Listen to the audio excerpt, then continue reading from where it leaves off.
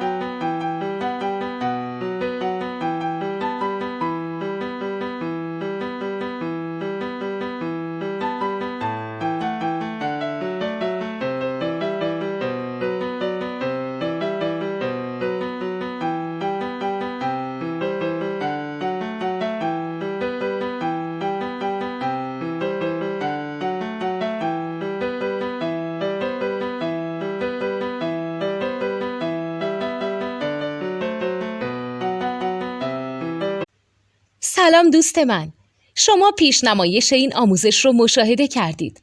برای دیدن آموزش به صورت کامل میتونید به وبسایت نوت2 که مرجع آموزش موسیقی هست مراجعه کنید.